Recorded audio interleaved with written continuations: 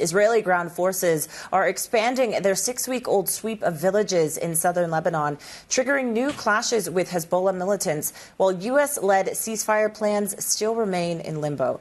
Now, the advance comes alongside airstrikes against Hezbollah sites in Beirut, which has drawn criticism from the U.S. Let's get more from Bloomberg's executive editor for Middle East, North Africa, and Russia. That's Stuart Livingstone-Wallace. So, Stuart, what does this expansion of the ground war in Lebanon signal about the potential for a ceasefire? We've been talking about this for quite some time.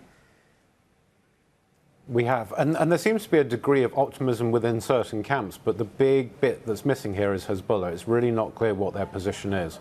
So in the interim, what seems to be happening is that Israel feels it has some momentum, it has some clear objectives in terms of what it wants to achieve, particularly in southern Lebanon and, yes, up into the suburbs of southern Beirut. And it's just going to continue on that path until, basically, I think Trump comes into office. So I think over the next couple of months, we're going to see a continuation of this, absent some sort of concrete proposal that all sides can get behind. So really, it's about rooting out the military pockets that they have, the Hezbollah pockets they have around southern Lebanon, clearing that area and offering some safety to the north of Israel so that it can move those citizens back into that area. And we're talking about something in the order of 60,000 people. Do we know, Stuart, what the sticking points are in actually reaching the ceasefire deal? I mean, is it really just hinging on when Trump will come into office, or are there other sticking points that we're potentially not factoring into the discussion here?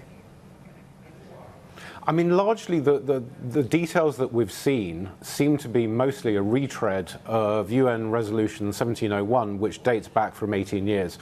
So the broad contours of that are effectively the demilitarization of the south of Lebanon up to the so-called Litani River. And then within that area, you would have some sort of international force, mostly UN-led, plus the Lebanese army. What seems to be different this time is that Israel is insisting that it has the right going forward, that if the Lebanese army and the UN forces fail to act on intelligence given to them by Israel about Hezbollah activity in that area, Israel can unilaterally intervene at any given moment to protect its citizens. And I think that is going to be the hardest thing, or the hardest hurdle to get over in terms of getting that final deal. Stuart, let's just finish on what we have seen from the president-elect Donald Trump. I mean, he's been appointing a number of names this week, and in particular, many people are focused on what this could potentially mean for the U.S.'s relationship with the Middle East. How are you reading into some of these names and potentially what that means for the next administration?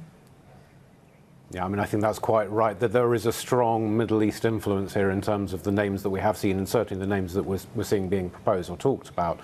So I think there's two main takeaways from that. Number one, Israel is clearly extremely happy about the transition into this new administration, because Trump has shown himself to be willing to do a lot of the things that Democrat administrations have not. So that's number one. Number two, I think he's probably going to bring in a lot of Iran hawks back into the administration and maybe move back towards that maximum pressure policy that we saw under his first administration.